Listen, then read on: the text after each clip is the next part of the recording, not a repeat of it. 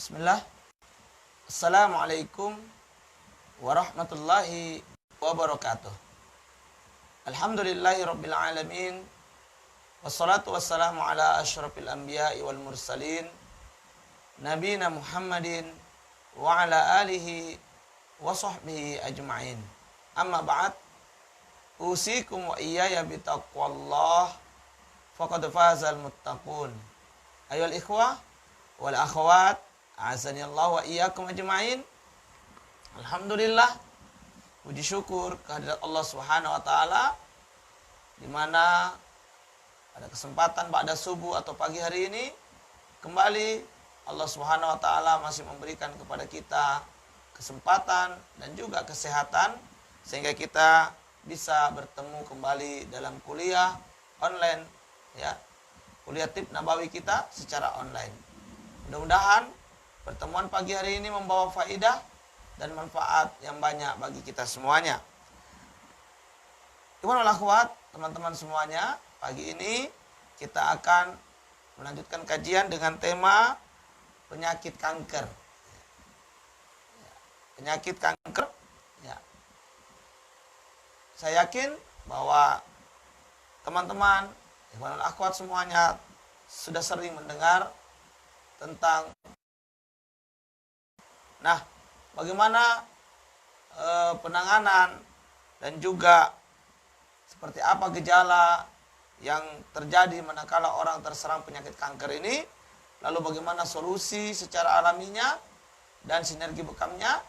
Mari kita sama-sama mengkaji pelan-pelan terhadap penyakit kanker ini. Ikhwan wal akhwat, teman-teman semuanya, ya. Kita mulai dulu dari apa itu kanker sebenarnya. Kanker terbentuk karena mutasi DNA dalam sel yang disebabkan oleh aktivitas radikal bebas. Sel yang telah bermutasi akhirnya membelah dan berkembang secara tidak normal yang semakin lama semakin cepat. Pembelahan sel yang tidak normal merampas zat-zat gizi dari sel-sel atau jaringan yang ada di sekitarnya, yang berakibat kerusakan pada organ yang bersangkutan sehingga penderitanya sangat menderita. Jadi kanker ini adalah sebuah mutasi dari DNA di dalam sel. Kenapa bisa terjadi mutasi?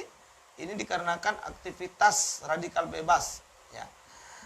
Nah, teman-teman semua, ikhwan wal akhwat yang dimuliakan oleh Allah Subhanahu wa taala, sel yang mengalami atau DNA yang mengalami mutasi dalam sel ini bisa menyebabkan sel juga ikut kerusakan. Kerusakan pada organ, dia juga menumpang, ya. Nah, sehingga apa? Dia merampas zat-zat gizi yang ada yang seharusnya itu adalah milik daripada jaringan atau organ yang ada di dekatnya, lalu dirampas oleh kanker ini. Sehingga apa? Membuat si penderita kanker ini mengalami kerusakan organ dan sangat menderita. Banyak kita lihat, ya, di sekitar kita ini bagaimana saudara-saudara kita yang sedang diuji dengan penyakit kanker ini mengalami hal tersebut. Ya. Yaitu perubahan kadang bentuk fisik, ya. Ada yang di kepala, ada yang di area wajah, ada yang di tangan, ada yang di kaki, ada yang di perut bahkan, ya. Nah, ini semua adalah bentuk-bentuk sel-sel kanker yang tumbuh, ya, akibat mutasi atau aktivitas radikal bebas. Nah, gejala apa yang bisa kita lihat dari adanya kanker ini, ya? Gejala yang muncul adalah pendarahan atau bernanah, adanya benjolan atau pembengkakan, batuk terus-menerus hingga parau, sulit menelan dan mencerna makanan, perubahan dalam kebiasaan kencing dan buang air besar, sakit yang tidak sembuh-sembuh, adanya kutil atau tahi lalat yang berubah-ubah bentuk. Nah, ini diantara gejala yang mungkin nampak, ya, pada penderita kanker. Lalu apa penyebab kanker, ya, penyebab kanker yaitu bahan kimia, karsinogenik, ya, radiasi, dan kelemahan genetik. Ini diantara penyebab kenapa kanker bisa menyerang atau terjadi pada manusia, yaitu adanya bahan kimia yang berlebihan, ya, karsinogenik, ya. Kemudian atau radiasi, ini juga bisa memicu kanker, ya, radiasi yang tinggi, ya. Atau kelemahan genetik, ini juga bisa memicu terjadinya kanker. Nah, baik, Ikhwanul Akhwat dan teman-teman semuanya, ya, ada beberapa jenis kanker yang biasa kita temukan. Yang pertama adalah tumor. Apa itu tumor? Tumor adalah pertumbuhan sel serupa kanker tetapi jinak. Yaitu sel-sel kanker tumbuh terpisah dari jaringan di sekitarnya dan bertumbuh dalam kapsulnya sendiri. Nah, ini jenis tumor. Ya, sel-sel kanker yang jinak, ya, tidak ganas, ya. Dia hanya tumbuh sendiri, ya, di dalam kapsulnya, tidak menyebar kemana-mana, ya. Biasanya ada benjolan namun tidak sakit dan tidak berpindah di situ-situ saja, ya. Ini biasanya jenisnya adalah tumor. Yang berikutnya kista. Kista adalah tumor berupa kantung yang berisi cairan. Kista dapat timbul di bagian tubuh mana saja, seperti ginjal, payudara, atau pada organ reproduksi, yakni sel telur, leher rahim, dan rahim itu sendiri. Jadi kista ini adalah salah satu tumor yang berupa kantong cairan. Nah, ini banyak menyerang pada kaum wanita, meski juga bisa terjadi pada kaum pria. Dan ini tumbuhnya bisa di mana saja, bisa di mana saja, bisa di ginjal, ya. Kebanyakan menyerang reproduksi kaum wanita, ya, itu di sel telur, leher rahim, atau rahim itu sendiri, dan juga bisa menyerang payudara wanita. Nah, ini di antara tempat-tempat di mana kista itu bisa ditemukan. Kemudian yang berikutnya miom, ya, atau mioma, ya. Mioma adalah tumor jinak yang berasal dari otot rahim, miometrium, atau jaringan ikat yang tumbuh pada dinding atau di dalam rahim. Mioma dapat tumbuh di dalam rongga rahim, di antara lapisan dinding rahim dengan tangkai yang melekat pada dinding rahim. Pada umumnya, pembesaran miom berkaitan dengan hormon estrogen dan kebanyakan pada masa kesuburan. Nah, ini jenis ketiga, yaitu mioma, yang mana dia merupakan juga tumor jinak yang berasal dari otot rahim. Ikhwanul Akhwat dan teman-teman semua, untuk mioma ini, ya, ini dia membesar sangat terkait dengan hormon estrogen, ya, atau juga karena kebanyakan terjadinya pada masa kesuburan. Baik, selanjutnya apa pantangan, ya, yang dilarang untuk dikonsumsi atau dianjurkan untuk dihindari berupa makanan dan minuman bagi penderita kanker. Nah, yang pertama, sayur-sayuran. Ada beberapa jenis sayuran yang hendaknya dihindari, yaitu tauge, karena tauge ini mengandung zat yang mendorong pertumbuhan sel kanker. Yang kedua, sawi putih dan kangkung, ini mengurangi efektivitas kerja obat. Yang berikutnya, cabai, merangsang aktivitas bawah sadar sehingga menurunkan jumlah oksigen dalam tubuh. Nah, ini, Bu, 3 jenis sayuran yang harus dihindari. Itu yang pertama adalah tauge, karena dia bisa mengaktifkan atau mendorong pertumbuhan kanker, ya, sel kanker. Yang kedua yaitu sawi putih atau dan juga kangkung, karena ini bisa mengurangi efektivitas kerja obat. Yang ketiga, cabai. Cabai bisa merangsang bawah sadar, ya, aktivitas bawah sadar, sehingga bisa menurunkan oksigen di dalam tubuh. Yang berikutnya, yang kedua, buah-buahan. Ada beberapa jenis buahan yang hendaknya juga dihindari sementara waktu, yaitu lengkeng dan nangka, disebabkan keduanya mengandung zat tumbuh bagi sel kanker. Ya. Kemudian durian, duku, nanas, dan anggur. Ini semua buah-buah yang bisa menghasilkan alkohol sehingga merangsang perkembangan sel kanker. Ya. Jadi ada memang jenis buah-buahan yang hendaknya dihindari dulu. Ya. Yang lainnya, minuman ringan atau soft drink bersifat karsinogen. Ya, ini karena bahwa minuman itu bisa banyak mengandung zat-zat kimia. Ya. Es atau minuman dingin mengganggu kelancaran peredaran darah. Alkohol merangsang aktivitas bawah sadar sehingga jumlah oksigen dalam tubuh juga bisa menurun. Ya. Ini beberapa buah-buahan dan juga minuman-minuman yang harus dihindari. Selanjutnya, yang ketiga, daging dan ikan asin. Ya. Di antara daging yang harus dihindari yaitu daging sapi, kerbau, kambing, babi. Ya. Karena daging-daging tersebut bisa memfasilitasi pertumbuhan sel yang tidak normal. Ikan asin yang diolah dari bahan tidak segar mengalami penguraian sehingga menjadi bahan alergen yang mengundang reaksi imunitas tubuh. Akibatnya, tubuh akan merasa meriang, gatal-gatal, dan bengkak. Sementara itu, bagi penderita kanker akan timbul reaksi berdenyut-denyut dan timbul rasa nyeri di bagian tubuh yang terkena kanker. Selanjutnya, karena ada gangguan permeabilitas, penyerapan air pada jaringan tubuh, ya, permukaan luka akan tampak basah, benyek, dan kadang-kadang terjadi pendarahan.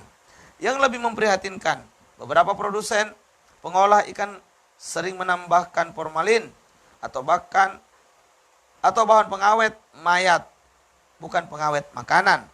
Formalin ini bersifat hepatotoksit atau racun bagi organ hati, sehingga semakin lama mengganggu sistem kerja sel dan jaringan yang akhirnya memicu kanker. Ya. Ini Iwan dan Hawa, teman-teman semuanya, ya, ikan asin ini cukup berbahaya ya kalau dia dikelola secara tidak benar, ya, atau dikelola secara bahan yang tidak segar, ya, mengandung pengawet seperti formalin misalnya, justru ini akan memicu, ya, terjadinya kanker. Yang berikut, yang keempat, makanan yang diawetkan. Ya. Makanan yang diawetkan mengandung senyawa kimia yang dapat berubah menjadi karsinogen aktif. Ya. Makanan yang dibakar, bagian yang gosong atau hangus mengandung zat karsinogen. Ya. Kemudian yang kelima, seafood, udang, kerang, kepiting, cumi mengandung kandungan lemak tinggi. Penderita kanker atau tumor harus mengurangi makanan yang mengandung lemak tinggi karena bisa merangsang berkembangnya sel kanker. Ya, ini juga, ya, harus dijaga. Seafood, ya, makanan diawetkan. Ya. Yang berikutnya, daging unggas. Ya. Biasanya untuk memacu pertumbuhan ternak atau unggas digunakan obat-obatan kimia termasuk hormon yang disuntikkan ke dalam tubuh. Ya. Sehingga bobot ternak atau unggas cepat meningkat. Suntikan hormon yang diberikan pada ternak mirip hormon anabolik pada manusia. Hormon ini diduga memicu kanker prostat dan kanker kelenjar. Ya, jadi itu ya, daging-daging unggas yang dia dikembangkan dengan bahan-bahan kimia, ya, disuntik, ya, ataupun diberikan hormon, ya, ini bisa memicu nantinya, ya, karena bahan-bahan yang ada itu bisa memicu kanker. Ya. Nah, inilah teman-teman, Iwanul Akhwat semuanya, beberapa pantangan yang harus dijaga. Nah, terkait pantangan ini perlu juga kami sampaikan di sini bahwa pada penderita kanker, ya, itu hendaknya hanya fokus mengkonsumsi semua makanan-makanan yang dikukus. Ini yang dianjurkan, ya. Selama 2 tahun, ya, hendaknya penderita kanker itu tidak mengkonsumsi selain makanan-makanan yang dikukus saja. Ya. Fokus pada yang dikukus. Jangan konsumsi gorengan, jangan konsumsi yang dibakar, ya. Jangan juga konsumsi yang berasal dari tepung. Ya. Hindari 4 hal yang banyak memicu kanker ini makin parah, yaitu apa? Nasi, gula putih, tepung terigu, dan minyak. 4 hal ini untuk sementara waktu dihindari dulu. Ya. Semua produk-produk turunannya, ya, nasi, tepung terigu, ya, kemudian gula pasir, ya, dan minyak. Semua produk yang berkaitan dengan 4 ini sementara untuk dihindari, ya, atau dikurangi secara drastis. Lalu fokus dengan produk makanan yang dikukus, ya. Kemudian minum beberapa herbal yang kira-kira membantu untuk proses penyembuhan kanker ini, ya. Nah, apa saja tanaman obat yang direferensikan, ya. Herbal apa yang cocok, ya. Nah, kita lihat dari jenis-jenis kanker yang terjadi, ya. Di mana kanker itu menyerang. Yang pertama kita lihat dulu tanaman obat untuk kanker hati. Ya. Di antara tanaman obat untuk kanker hati, kita cari anti neoplastik, ya, atau anti kanker dan mengurangi efek negatif kemoterapi. Apa itu? Keladi tikus. Keladi tikus. Kemudian anti neoplastik yang berikutnya daun sirsa. Ya. Kemudian yang berikutnya tapak darah. Ini untuk kasus, ya, kanker hati. Ya, silakan konsumsi keladi tikus, daun sirsak, dan juga tapak darah. Ya. Nah, untuk daun sirsak dia bisa menyebabkan juga hipotensi, yang menurunkan tekanan darah. Maka bagi yang memiliki tekanan darah rendah bisa membantunya dengan mengkonsumsi air yang banyak dan madu, ya, supaya bisa mengimbangkan dengan daun sirsak yang bersifat hipotensi tadi, yang bisa menurunkan tekanan darah tadi, ya. Nah, kemudian untuk tanaman obat bagi penderita kanker payudara, ya, apa saja yang bisa dikonsumsi? Kita minum herbal anti neoplastik atau anti kanker dan mengurangi efek negatif kemoterapi, yaitu keladi tikus. Ya, ini juga, ya, sama. Kemudian yang berikutnya anti kanker dan bisa melancarkan peredaran darah serta anti radang, yaitu daun dewa. Ya. Yang berikutnya anti neoplastik atau anti kankernya yaitu daun sirsak.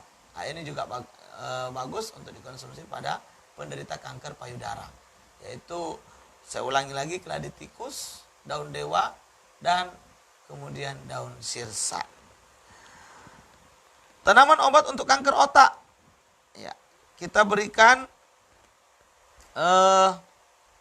shark, ya, shark cartilage, ya, itu ikan hiu, ya.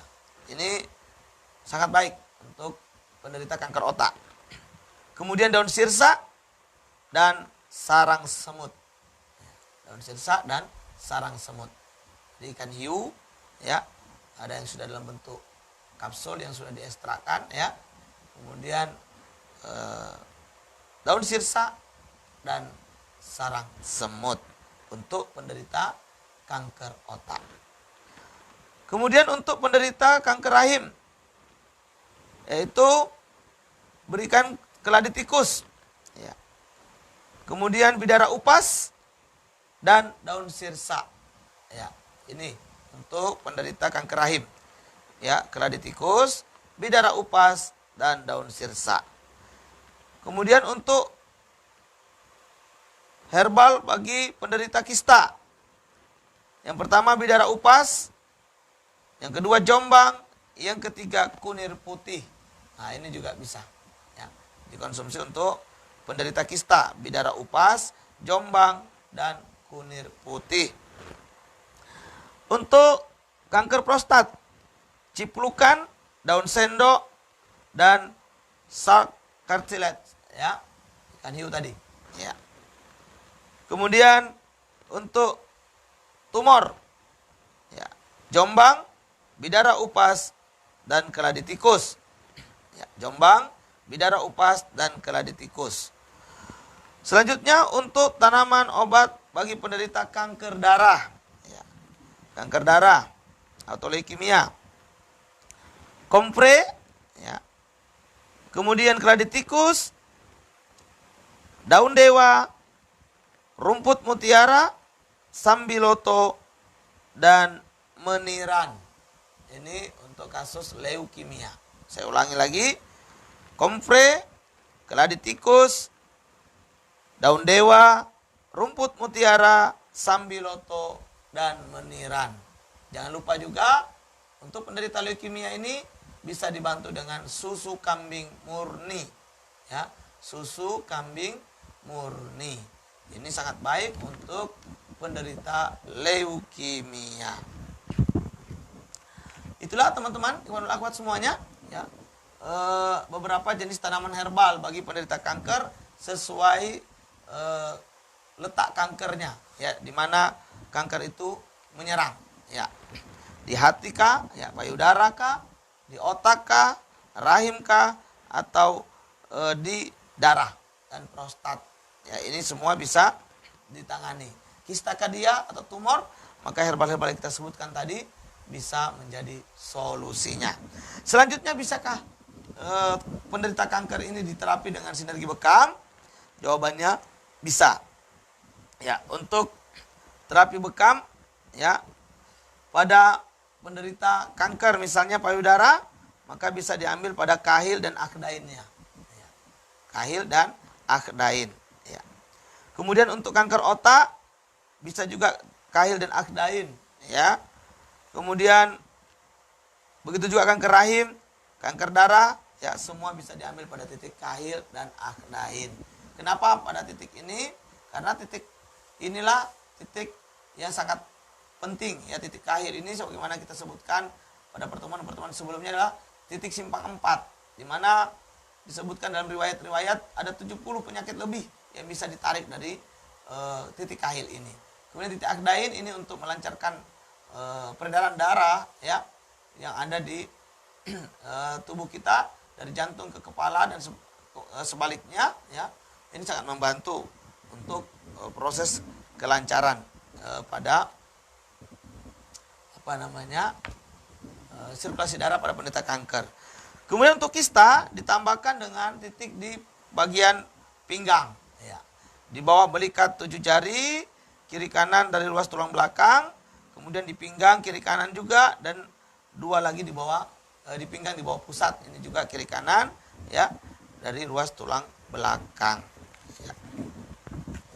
Kemudian untuk prostat, ya, ditambahkan pada titik belikat kiri kanan, titik pinggang kiri kanan, dan 1 titik tepat di ruas tulang belakang. Kemudian 2 titik kop kering di bawah pusat di bagian depan. Kemudian untuk tumor, ya, cukup dengan akdain dan kahil. Ya.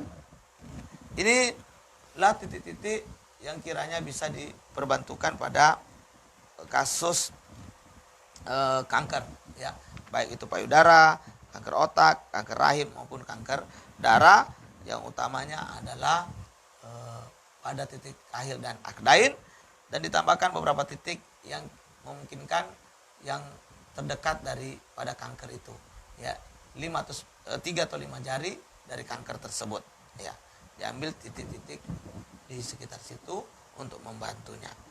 Ya, demikian teman-teman dan ikhwan wal akhwat semuanya terkait dengan kajian kita pagi hari ini, yaitu penyakit kanker, solusi dengan herbal dan bekamnya, juga pantangan dan gejala yang muncul bagi mereka-mereka yang mengalami penyakit kanker ini. Mudah-mudahan, ya, siapapun yang sedang mengalami penyakit ini bisa Allah berikan kesembuhan terbaik dan juga tentunya kesabaran atas ujian yang sedang menimpa, dan teruslah berdoa kepada Allah agar Allah berkenan memberikan yang terbaik bagi kita dalam kehidupan ini, terkhusus kehidupan di dunia yang kita jalani ini, dan juga terlebih adalah kehidupan yang kekal abadi kelak di akhirat. Barakallahu fikum, hadan rawayakum ajma'in. Subhanakallahumma bihamdik, Asyhadu an la ilaha illa anta, astaghfiruka wa atubu ilaik. Billahi taufiq wal hidayah. Assalamualaikum warahmatullahi wabarakatuh.